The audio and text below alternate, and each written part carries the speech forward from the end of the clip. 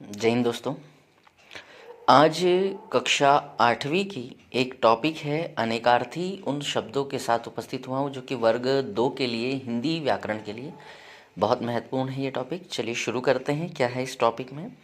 अनेकार्थी। अनेकार्थी का मतलब होता है कि प्रसंग के अनुसार या आवश्यकता के अनुसार या वाक्य में दिए गए कथनों के अनुसार किसी एक ही शब्द का परिस्थितियों या प्रसंग अनुरूप भिन्न भिन्न अर्थ प्राप्त होता है, अलग अर्थ निकलता है प्रसंग के अनुसार और वही शब्द अनेक अर्थ के रूप में प्रदर्शित होने लगता है, तो उसे उसका अनेक अर्थी कहते हैं। क्योंकि उसको कहते हैं, परिभाषा में है, समान उच्चारण व वर्तनी वाले शब्द। उच्चारण तो समान होगा, वर्तनी भी समान होंगे, परंतु उन शब्दों में अनेक अर्थ संश्लिष्ट होते हैं। संश्लिष्ट मतलब चिपके हुए होते हैं, जुड़े होते हैं, उन्हें अनेकार्थी कहते हैं। और ये 3 प्रकार के होते हैं: मूल अनेकार्थी, व्युत्पन्न अनेकार्थी और आगत अनेकार्थी। जैसे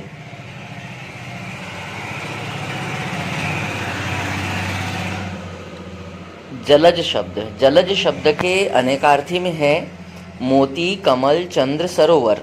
तो ये उसी से जुड़े हुए अनेकार्थी है जो कि जलज को अलग अलग रूपों में अनेकार्थी के रूप में ग्रहण कर सकते हैं आवश्यकता अनुसार। गुरु शब्द।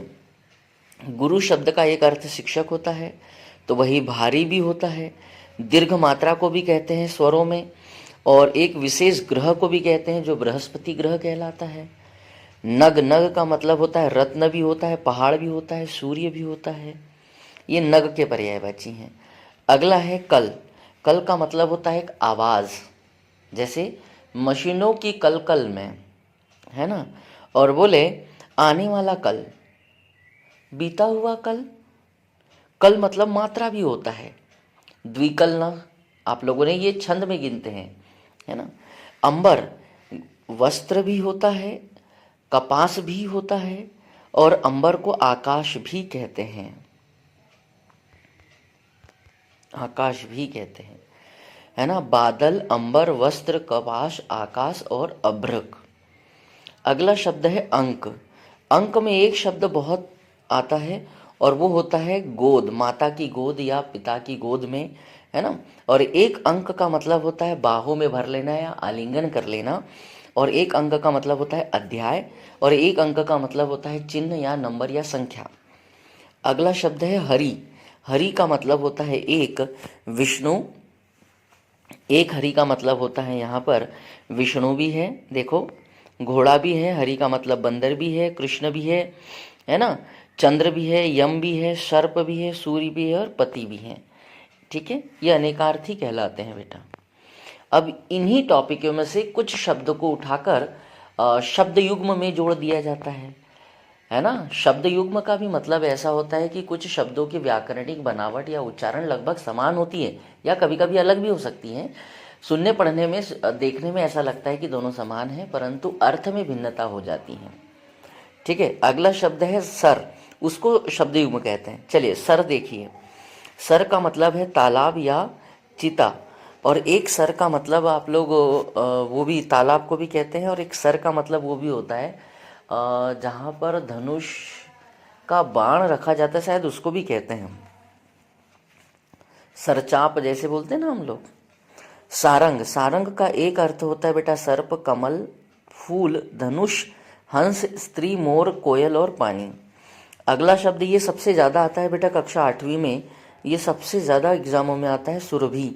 सुगंधित, वसंत ऋतु, पृथ्वी, गौ और सुंदर। अगला है चंचल। स्त्री, बिजली और लक्ष्मी, ये तीनों चंचल होती है, एक जगह नहीं टिकते हैं बोले, इसलिए ऐसे याद कर लेना। अमृत। अमृत का एक अर्थ सुधा है, जल है, अमर है, सुंदर है। अगला शब्द है अंतर। अंतर का मतलब एक होता है तो भेद, और एक अंतर का मतलब होता है हृदय, बोले मेरे अंतर मन से। और एक अंतर का मतलब होता है व्यवधान, और एक अंतर का मतलब होता है भेद, मध्य। अगला शब्द है अज। वेरी वेरी मोस्ट आईएमपी शब्द। एक अज का मतलब होता है ब्रह्मा जी, एक अज का मतलब है बकरा, और एक अज का मतलब है राजा दशरथ के पिता का नाम या राजा राम जी के पिता दादाश्री का नाम अज था। अक्ष। अक्ष का मतलब होता है एक तो धुरी भी होता है, आँख को भी कहते हैं, आत्मा को भी कहते हैं, पहिया भी होता है और पासा भी होता है। अगला शब्द है अक्षर। अक्षर को वर्ण कहते हैं, आकाश भी कहते हैं, मोक्ष भी कहते हैं, अविनाशी भी कहते हैं और आत्मा भी कहते हैं। अगला है अली। अली का मतलब होता है एक भंवरा, मदिरा और कुत्ता, है ना। अली बड़ी अगर लग जाएगी तो फिर वो अर्थ बदल जाएगा ना। अगला शब्द है ओक। ओक मतलब होता है पक्षी, शूद्र, मतली, घर और पनाह। और एक शब्द है कर। कर का मतलब होता है, देखो याद करने के लिए बहुत आसान है। कर का मतलब होता है कि सुरेश कर वसूल कर रहा है।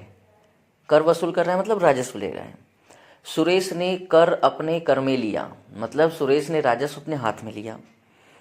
ठीक है, समझ रहे हो, ऐसा बना सकते हैं। तो कर का मतलब हाथ भी होता है, किरण भी होता है, सूंड भी होता है, राजस्व भी होता है। ठीक है, अगले बिंदु की तरफ चलते हैं। अगला है काल। काल का मतलब होता है समय, मृत्यु या यमराज को कहते हैं। अगला शब्द है कनक। कनक का मतलब एक होता है सोना, धतूरा और गेहूं की जो बाल होती हैं, गेहूं की जो बाल होती है उसको कहते हैं, और पलाश को भी कहते हैं कनक। अगला शब्द है काम। काम का मतलब एक होता है कार्य, वर्क, और एक होता है वासना, कामुकता की भावना। अगला शब्द है कटाक्ष। कटाक्ष का मतलब होता है किसी पर व्यंग कसना। व्यंग्य बोल रहा हूं मैं, व्यंग नहीं, व्यंग्य, तिरछी निगाह से देखना और आपेक्ष करना। अगला शब्द है खग। खग का मतलब तो एक तो पक्षी होता है, बाण भी है, गंधर्व है, जुगनू है, तारा है। ये सारे याद रखिएगा, बहुत कमाल की चीज़ें बता रहा हूँ मैं आप लोगों को। अगला शब्द है खर। खर का मतलब होता है एक राक्षस का नाम सुना होगा आप लोगों ने, खरदूषण।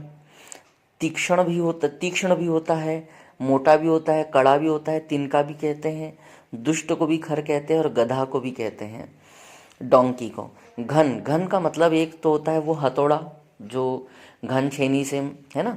एक घन का मतलब होता है पिंड। एक गणित में क्यूब को भी घन कहते हैं। एक घन का मतलब होता है बादल, है ना। और अगला शब्द है घट। घट का मतलब होता है देह, घड़ा, हृदय, किनारा, चंचल। ये तो लक्ष्मी तो मैं बता चुका हूँ, है ना। अगला शब्द है चोटी। चोटी का मतलब होता है वेणी। वेणी मतलब जो चोटी बांधते हैं, है ना, चोटी बुनते हैं, है ना। सिर और शिखर। अगला शब्द है जीवन। जीवन के अनेकार्थी होते हैं जल, प्राण, जीविका और जीवित। अगला शब्द है तीन। तीन का मतलब तीन नहीं बेटा, ये तीर है बेटा, इसको ना सुधार लेते हैं अपन। ये तीन नहीं है बेटा, तीर शब्द है। क्या शब्द है? तीर शब्द है, इसको मैं सुधार दे रहा हूँ, है ना। तीर। एक तीर का मतलब होता है वो जो निगाहों से भी चलाया जाता है। चलाओ ना नैनों से बाण रे, तो तीर को बाण भी कहते हैं। बोले मेरे गले का तीर गीला हो गया है, मैं इतनी बात कर रहा हूँ, तीर सूख गया है, तो कंठ का जो अंदर वाला भाग है उसको भी तीर कहते हैं। तो कंठ का भी होता है, और तट को भी कहते हैं तीर। और तीर तट को भी या किनारे को भी कहते हैं ना। और कंठ को भी कहते हैं बेटा, याद रखना, किसको कहते हैं? कंठ को भी कहते हैं। कंठ को भी तीर कहते हैं, कंठ को भी तीर कहते हैं। ठीक है, अगला शब्द है तनु। तनु का मतलब होता है एक तो एकदम पतला, कोमल, मुलायम। और एक तनु का मतलब यहाँ पर, एक तनु का मतलब होता है कोमल, पतला, है ना। और एक तनु का मतलब वृक्ष भी होता है, और झील भी होता है, और हड़ताल भी होता है। अगला शब्द है दल। दल का मतलब है समूह, सेना, पत्ता, पत्र। पत्ता और पत्र एक ही हो गया। नाश तो ये कोई किसी को भी हटा देते हैं। हिस्सा, भाग या चिड़ी, और पक्ष को भी कहते हैं दल। अगला शब्द है दंड। दंड का मतलब होता है सजा, डंडा, आक्रमण, दमन या एक व्यायाम। अगला शब्द है द्विज। द्विज तो न जाने कितनी बार पूछा जा चुका है। पक्षी, दांत, ब्राह्मण और ग्रहण इसको कहते हैं। तीनों याद कर लेना, बहुत अच्छे हैं, मजेदार शब्द हैं। और आज का अंतिम शब्द है दिनेश। सूर्य, भिक्षा, आदेश और उक्ति को कहते हैं दिनेश। तो कैसे लगे आप लोगों को शब्द? पढ़िएगा जरूर। सेकेंड पार्ट बहुत जल्द लेकर आ रहा हूँ। जय हिंद, जय भारत।